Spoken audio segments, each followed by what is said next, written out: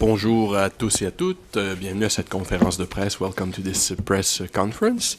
We will start today's press conference with allocutions for about 15 minutes. It's flexible, and then we'll take questions in the room and online.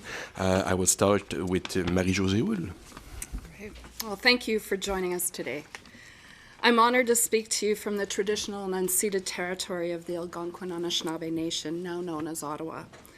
My name is Marie-Josée Houle, and as Canada's first federal housing advocate, my role is to be an independent, nonpartisan watchdog who holds governments and decision makers to account for their human rights obligations related to housing and homelessness.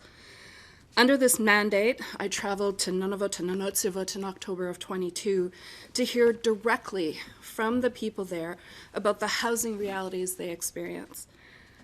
I heard and saw very clearly that the housing crisis for Inuit communities continues to negatively affect people's quality of life. During my visits, I saw the distress being experienced by people who are unhoused and living in precarious and unfit housing circumstances, and this takes a serious toll on people's physical, mental, and emotional health. Youth I met with shared how overcrowding negatively impacts their mental health and well-being. And for people in the south of Canada who will never have the opportunity to see these communities, I'm talking about families with sometimes up to 18 people living in a 3-bedroom home the size of a 1-story World War II house. So you can all imagine how the children there were struggling to focus and complete their homework in these overcrowded conditions. Elders, people with disabilities, and many other families are forced to live in housing that is riddled with mold, exposed to the elements, and quite frankly, just absolutely unsafe to live in. But a lack of other options for housing it forces people in these unacceptable conditions. Exorbitant prices for rentals and for home maintenance means that people sacrifice other basic needs such as food. And in 2023, people living in Canada's north continue to be sick with tuberculosis because of poor housing condition. It is shocking and completely unacceptable. Malgré les promesses répétées de différents niveaux de gouvernement, les familles continuent de vivre dans des conditions déplorables. Cette réalité désastreuse est un résultat direct du colonialisme et de l'incapacité stupéfiante des différents niveaux de gouvernement pendant de nombreuses décennies à investir dans les droits de la personne des Inuits et de les respecter. This is an ongoing human rights failure that needs urgent attention. And this report, it's not the first of its kind, but it must be the last. This must be a wake-up call to governments at all levels. And every person in Canada has the human right to adequate housing. And through the National Housing Strategy Act, the same legislation that gives me my mandate, the human right to adequate housing has been enshrined in Canadian law, and this recognition of housing as a human right means that there is no excuse for inaction. All governments in Canada, from the federal level down, have an obligation to uphold the right to housing for everyone in Canada, without discrimination, but especially for those at greatest risk of their rights violations. So the goal of my work and the role of the advocate, it's not just to witness, but to help drive systemic change on housing issues. I've worked with Inuit governments to identify and support the solutions that are so urgently needed. In particular, Inuit must be guaranteed the right to control and manage their own housing, as well as access to the needed funds and resources. And I ask that all levels of government carefully consider and urgently implement the recommendations found in this report. And now I will turn it over to my colleague, President Lampe, who will speak more directly to the recommendations that were co-developed for his region. Thank you. Nakomi, Johannes Lampe yung ayaw county tayo yung Nunatsiavut ka mga ni Qikiqtani Inuit Inuit. Good morning, and thank you for being here today and for the release of the Federal Housing Advocates Observational Report on Inuit housing in Nunatsiavut and Nunavut. We are grateful for your presence and support. We would like to acknowledge the hard work and dedication of the federal housing advocate Marie-Josée Houle, who has been instrumental in bringing attention to the housing crisis in Nunatsiavut and Nunavut. While I am sure it may have been an eye-opening experience for Ms. Houle when she visited the Labrador Inuit communities of Nain and Hopedale last fall, but what she learned is nothing new to us. The advocate's report makes clear what the Nunatsiavut government and beneficiaries of the Labrador Inuit Land Claims Agreement have been saying for decades, that we have a critical housing shortage of every type, overcrowding and related health consequences like tuberculosis, housing conditions that are so awful they need to be seen to be believed. These are all symptoms of a human rights crisis that has gone on for far too long. We need to see real change and accountability from the Government of Canada, as well as meaningful support and action from the Government of Newfoundland and Labrador to ensure our Labrador Inuit in Nunatsiavut can enjoy their right to adequate housing. The recommendations in this report outline the change that is badly needed. These are steps that must be taken by Canada and Newfoundland and Labrador as part of the journey of reconciliation. As the report describes, the deplorable housing conditions facing Inuit are directly tied to the history of colonialism, including the forced relocation of Inuit from Northern Labrador. History that continues to play out in ongoing trauma, homelessness, and displacement. First and foremost, the Government of Canada should transfer the care and control of Labrador Inuit housing programs and services to the Nunatsiavut government, along with necessary funding through our fiscal funding agreement. The shortcomings and inefficiencies of the current funding dynamic are known and reflect the urgent need for a total reshaping that is consistent with our rights to self-determination and self-government, as affirmed in the United Nations Declaration on the Rights of Indigenous Peoples. The federal and provincial governments must move away from program-based funding and instead ensure that the Nunatsiavut government has the resources needed to design and deliver Inuit-led housing plans and programs that take into account the realities in our region. As an example, the urban, rural, and northern Indigenous housing strategy is being implemented by the National Indigenous Collaborative Housing Incorporated. While this strategy aims to improve the quality, supply, and affordability of housing and for Indigenous peoples living in urban, rural, and northern areas, it does not allocate specific funds for Inuit. The transfer of much-needed funds and program jurisdiction is a necessary step, but much more will need to be done to address the historic underfunding of Inuit housing and the ripple effect this has had on Labrador Inuit, from health problems like tuberculosis to impacts on families like increased domestic violence or separation due to inadequate housing assessments and more. Alongside the Nunatsiavut government, the federal and provincial governments should convene a biannual Nunatsiavut housing roundtable to discuss and collaborate on housing case management and solutions. Housing solutions cannot come from working in isolation or without Inuit leadership and full participation. This roundtable could serve as a basis to ensure the meaningful collaboration that is needed to successfully move forward and to coordinate the most effective approach to addressing the current gaps in the housing continuum in all 5 Labrador Inuit communities in Nunatsiavut.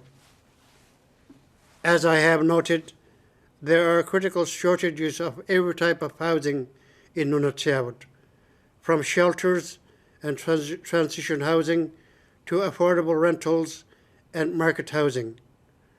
It will take the combined efforts of all governments to address these needs and ensure that, as we build new housing in Nunatsiavut and work to meet the needs of our growing population, that this work is invested into our communities, building the skills and strength of our people. The federal and provincial governments must also support a mold remediation program, and this program must be co-developed with the Nunatsiavut government. Mold is rampant in too many homes in Nunatsiavut. In fact, we have the highest instance of mold in all of Inuit Nunavut. The housing shortage means that families are trapped living in moldy homes with nowhere else to go. It is essential that as part of the mold remediation program, a community-based housing supply is developed to provide temporary residences for households who need to relocate during renovation or to avoid exposure. The provincial government should ensure all provincially owned or operated housing units are fit for habitation and fully accessible, and that timely repairs are carried out so that vacant units can be filled in the midst of the housing crisis Inuit face.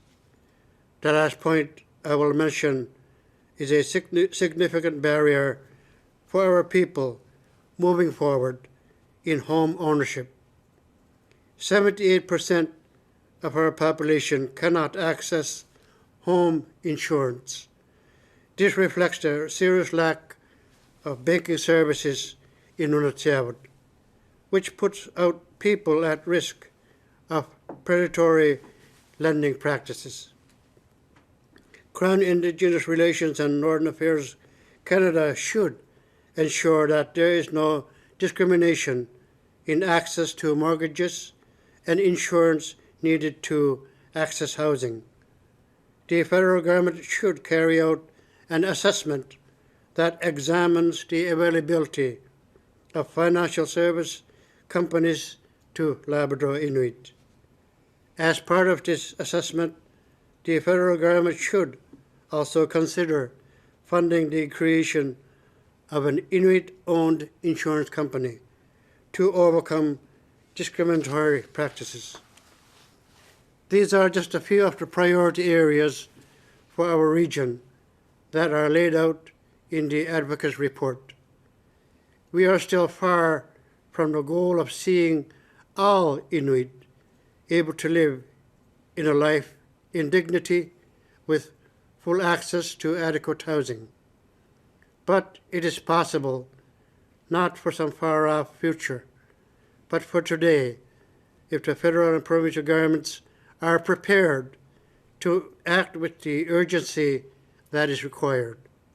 Once again, thank you for your participation and support.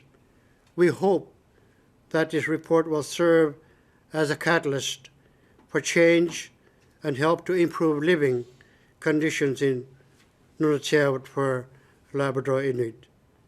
Nakamik.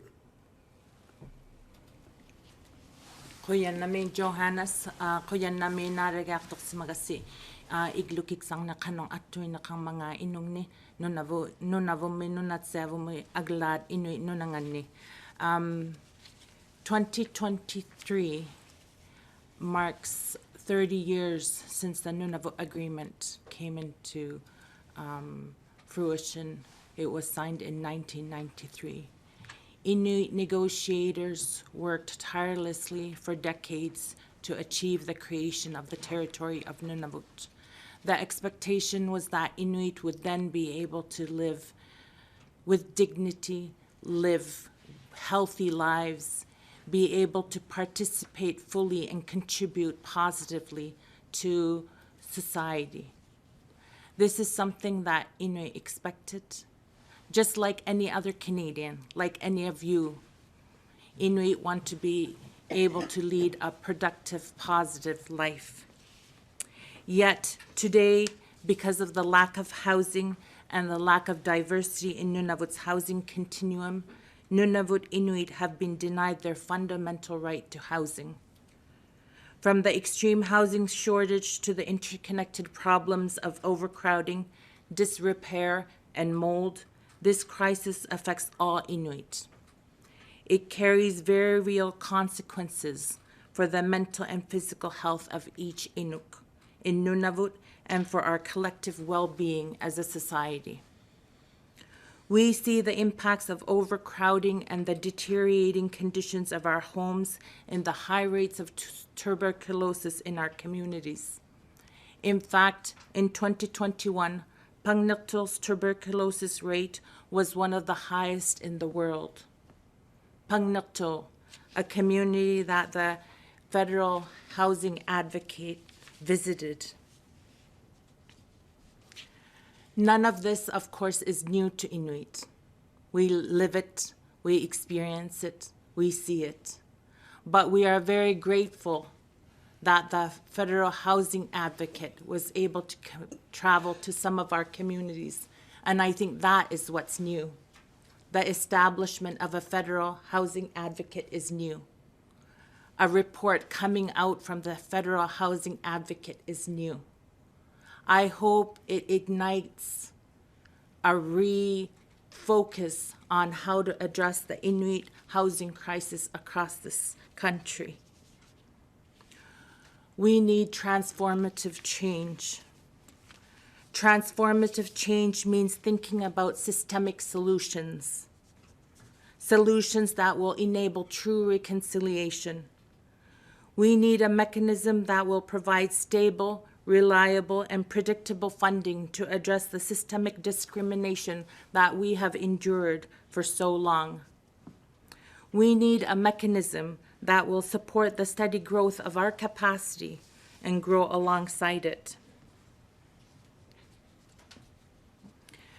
Today, at this press conference, along with my colleague Levi Barnabas, the Vice President for the Qikiqtani Inuit Association, who sits in Nunavut on our Infrastructure and Housing Advisory Committee, we join the advocates' urgent call for federal, provincial, and territorial governments to allocate the funds needed to enable all Inuit governments to take the necessary steps to once and for all address the housing crisis that we face in each of our communities.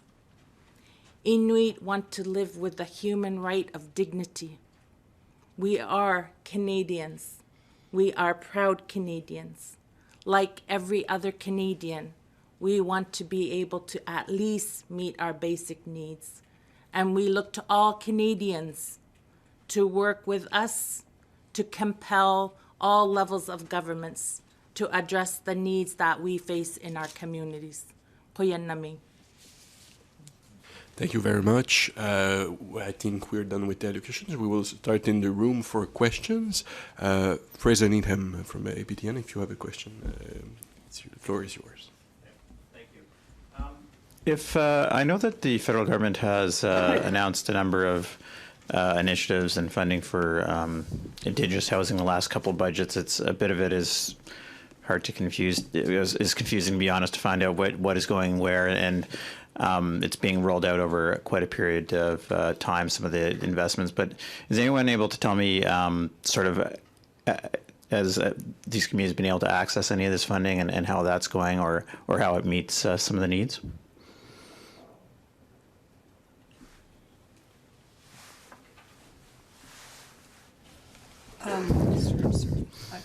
I'm Melva Williams.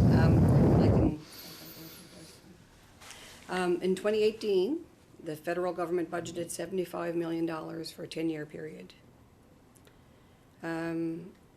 Nunatsiavut had submitted to the federal government for the 2022 budget for the period of 2021 to 2023.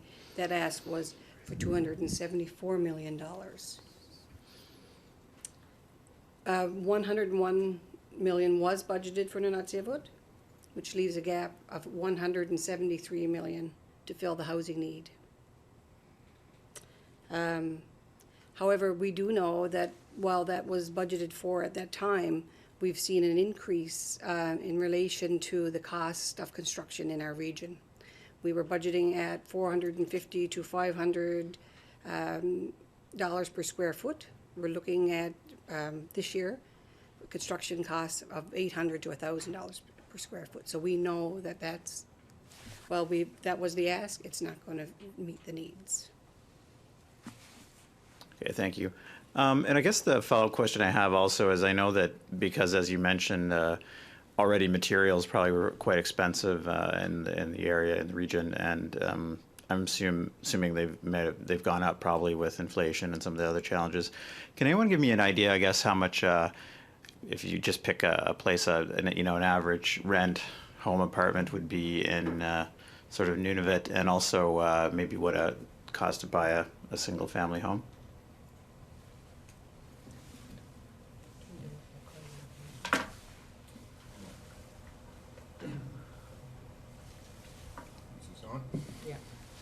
Yeah, depends on how further you live, I guess. I live in 72 degrees north, which is expensive. Everything there is expensive for, a dozen of apples. And I used to live in Yellowknife, so a dozen of apples is only about $2. So comparing to apples, one apple is about $5 back home. So that's the only comparison of all the materials that we're getting through housing. It really affects us on inflation rate. The lumber went up just recently, and now we have a limited funding that we need to work on that in order to offset the housing needs in our community. And that's only one example, but costs about maybe $1,000 to $1,700 a month. Depends on where you live and how big your apartment is. Thank you. We will move online. If we have a reporter online who wants to ask a question, you can raise your virtual. Oh, I think we might have some. Alicia? Yes, from the Canadian Press. Sorry. Before moving online, we'll have Alicia asking a question. People online, if you want to ask a question, just raise your hand, and we'll go to you. Alors, s'il y a des gens en ligne qui veulent poser une question, vous n'avez qu'à lever la main. Alicia. Hi, sorry, Alessia here from the Canadian Press. I guess my question for all of you is, the topic of Inuit housing, I feel like comes and goes through federal politics. I was speaking with MP Lori Idlut on Friday, and she had mentioned the same. Why do you think that this report will do something to actually change the situation now?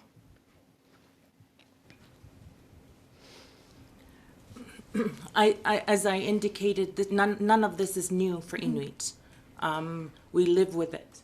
I think what we're hoping is that the recommendations that have come out in this report are compelling enough because they share Canadian human experiences of how housing impacts on a person's ability to successfully complete education, for instance, or the ability to be able to sleep on a routine like other Canadians, or the ability to look after one's own health. My hope is that this report is compelling enough that it will stir in the hearts of Canadians, fellow Canadians, the desire to act on this, and that fellow Canadians will also communicate this to the politicians, the federal government, the territorial government, the provincial governments about how urgent this is. As Inuit, we continue to talk about how it's impacting us. And I think we've made some good progress through the Inuit Crown Partnership Committee process, where we've been able to have Inuit-specific dollars allocated.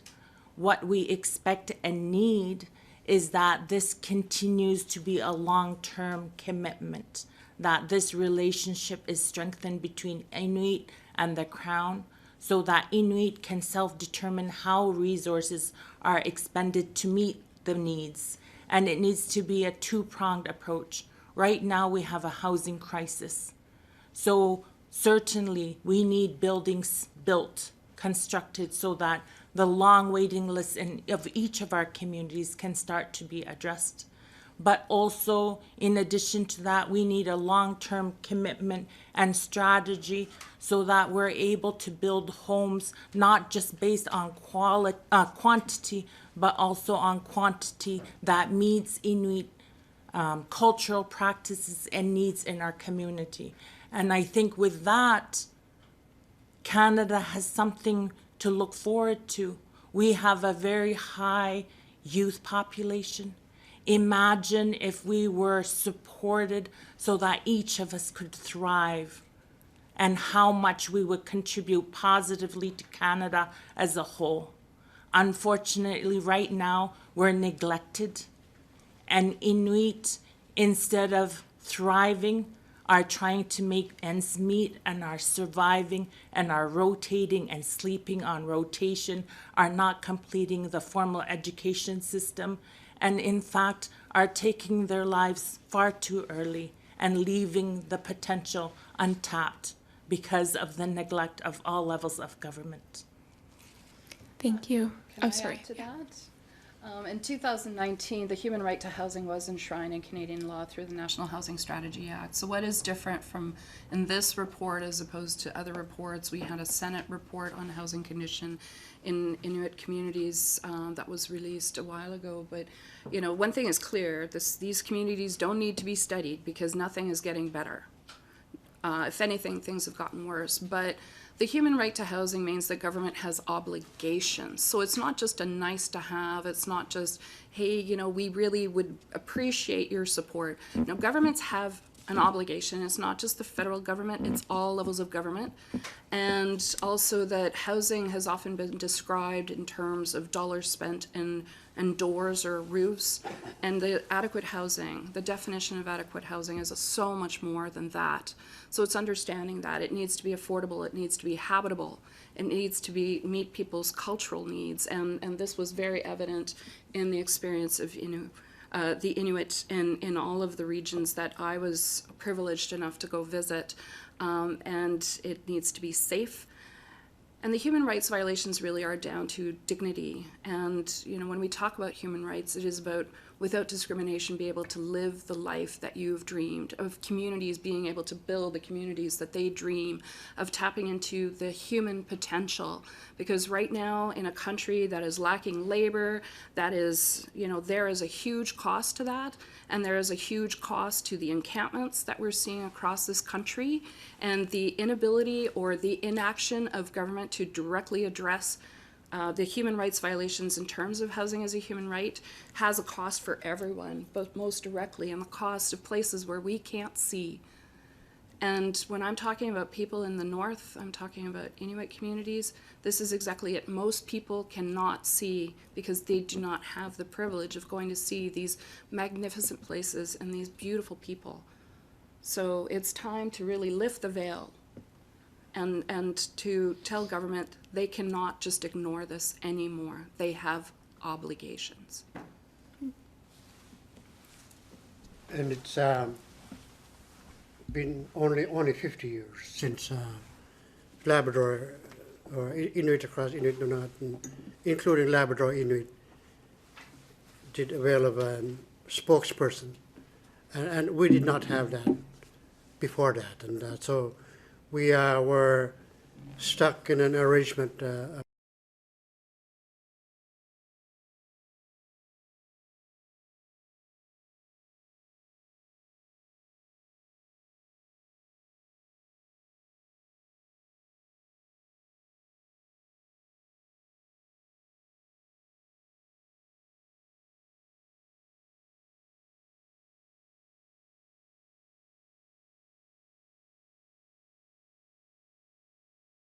Including for housing, and so Nunatsiavut government is 18 years old, and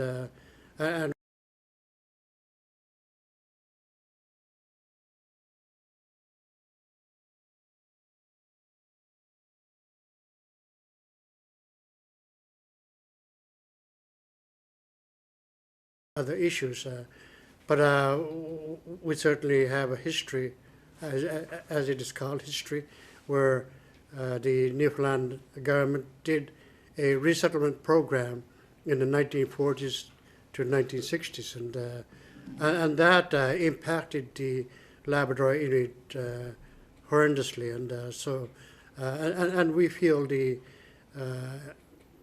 intergenerational trauma impacts today, and the housing is a part of the solution that we are seeking, and more certainly too, as the housing advocate says, for Inuit to have dignity, and it is a human rights violation, and it is also dehumanizing to look at your own people living in conditions that are third world, and more certainly having to accept federal funding, and as Inuit regions having to share this funding is quite challenging also.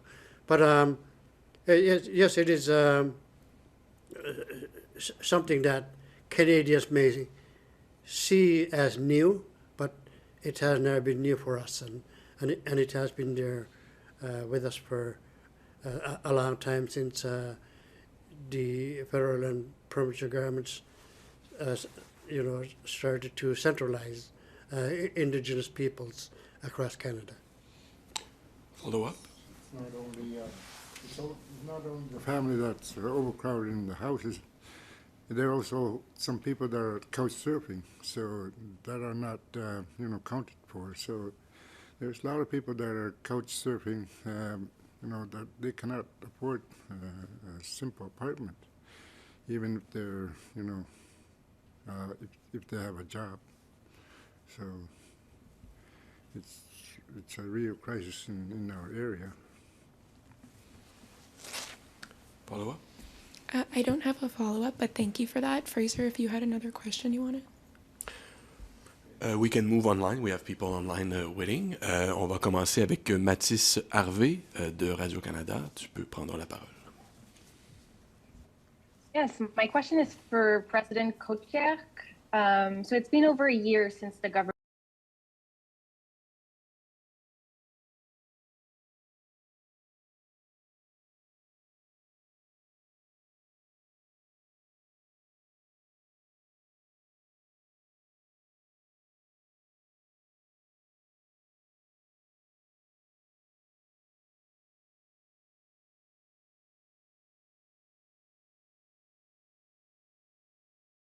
that you're referring to is a government of Nunavut strategy. It's not a joint strategy between the government of Nunavut and Nunavut Tunngavik Incorporated. Nunavut Tunngavik Incorporated, we have our own document called Qikiqtani. It's the Nunavut Inuit Housing Action Plan. So I can speak only to Qikiqtani, not to Nunavut 3000. Having said that, with the work that we're doing with Qikiqtani, the allocation that was allotted for Nunavut. As you know, Nunavut is 1/5 of Canada's landmass, and we have 3 administrative regions within Nunavut, and we work very closely with the Regional Inuit Association. So we established the Infrastructure and Housing Advisory Committee that we fondly call IHAC. It is made up of the Vice President of Nunavut Tunngavik Incorporated, as well as the Vice Presidents of each of the Regional Inuit Associations. And through that, we've been working on plans on how to expend the allocation that we've received from the federal government. And we're doing, we've done some work in communities to get a better sense of the types of homes. And you'll know Qikiqtani in Inuktitut is home, whereas igloo is house. So we're not building igloos, we're building Qikiqtani's homes. So we're trying to approach it by figuring out what best meets the need of the household, whether there are cultural practices that need to be considered. And so we're going to be focused on standalone homes that are affordable. As Levi, my colleague, had indicated, some Inuit have employment and yet are unable to get mortgages because there are no homes, there are no house structures available.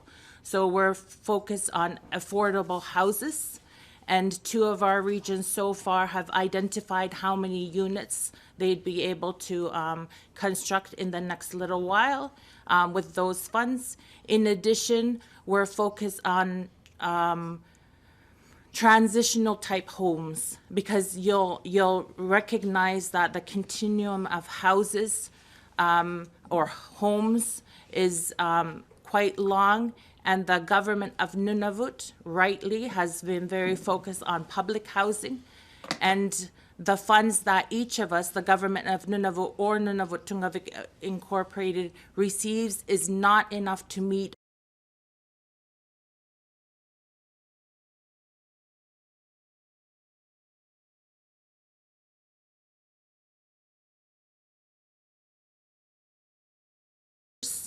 how to support elders facilities. So those are the types of works that we're currently doing. And I think in a year, we've done an incredible amount of that legwork. And so we know that in addition to that, we've been doing Nishi, the Nunavut Inuit social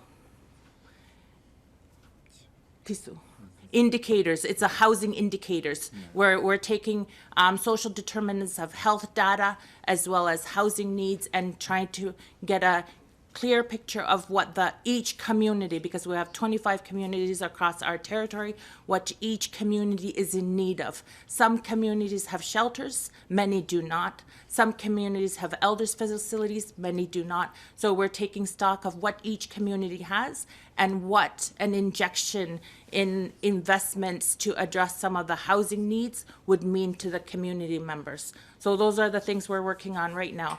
And I'm very hopeful that with this report, it will spark additional discussions and the commitment to have a long-term plan so we can continue to make positive improvements in our communities. Suivi, Mathis? Thank you for the response. I appreciate that. The report outlines that intergovernmental collaboration is a big key to address the crisis. During the consultation process, what kind of collaborative initiatives or work were identified in Nunavut to address the crisis? Is that a question to you? Metzis, may I take the opportunity to maybe redress the question? Because when we didn't have round tables with governments while we were in these communities. We were meeting people with lived experience of housing precarity and homelessness. We met with youth, we met with elders, we were invited to witness the conditions directly in people's homes.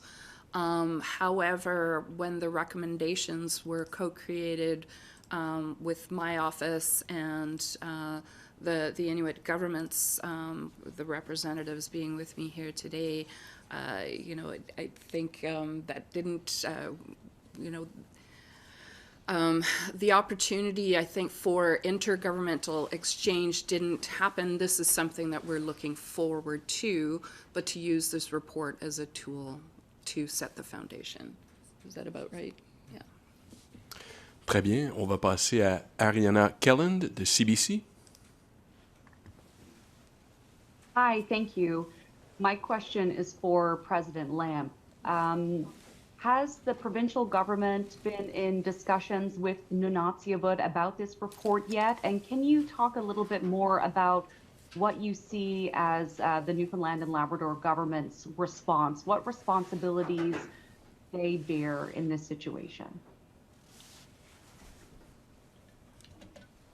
Yes, thank you very much. We are, as Nunatsiavut government, meet government to government with the province of Newfoundland and Labrador, but it is quite challenging, and more certainly on issues that are of importance to Labrador Inuit and more certainly to our government. But we are ready to start discussions with the government of Newfoundland and Labrador on housing issues, and more certainly where we are in partnership with the Newfoundland Labrador Housing Corporation on issues such as properties that they own within Nunatsiavut and Labrador, and also on the issue of homelessness. And I have to say that living in a housing crisis includes homelessness and Inuit living out on the streets and not just in the Nunatsiavut the region, but also outside of the region. For example, Happy Valley Goose Bay. A lot of our beneficiaries travel out to the areas that are outside of Nunatsiavut and certainly come upon issues of becoming homeless and so we are talking to the province of Newfoundland Labrador in that area, but we certainly need to come to discussions of higher level issues and more certainly of how we can get the support from the government of Newfoundland Labrador as to where we are today, and we certainly do want to work with the government of Newfoundland Labrador. Thank you. That's my only question. We will move to Emma Trenter from CDC. Good morning. Thanks for taking our questions. Emma Trenter with CBC Nunavut. I'm just wondering, the information in this report, it's nothing new to people here in the territory. And as President Kotierk mentioned, this is the first report from the advocate about the region. How will you hold the government accountable to implement these recommendations when this situation is not new, but is incredibly urgent, as the report outlines? What will you do to ensure that action is taken? My reports end up in the minister's desk, and then the minister must respond. They end up in the House, and they also end up in front of the Senate. So it's not just a report and then job done and it goes to die on someone's desk. We have together a plan also to continue the conversations, to continue the advocacy. And, you know, the human right to housing mechanism that was created by Canada in 2019 is one that is dialogic. It is about own responsibility. I have a monitoring mandate as well. as well as focusing on systemic housing issues. And so we'll be watching for results, we'll be watching for actions, and we'll continue to push. And my privilege is to stand with these people and to amplify their voices about their needs for their communities. And along the lines of the United Nations Declarations of Rights of Indigenous People and the Declarations Act, there is action that can be taken through those mechanisms as well, whether locally or actually from the international level. So it's ensuring the first step is that government understands their obligations under both of these legislations, and to continue to push and to continue to monitor. We're not done. We're not done. Follow up, Emma? That's my only question. Thank you so much. Thank you. Is there any more questions, maybe online? If it's the case, you can raise your hand, or in the room. I think we're done. Thank you very much. Thanks for your time.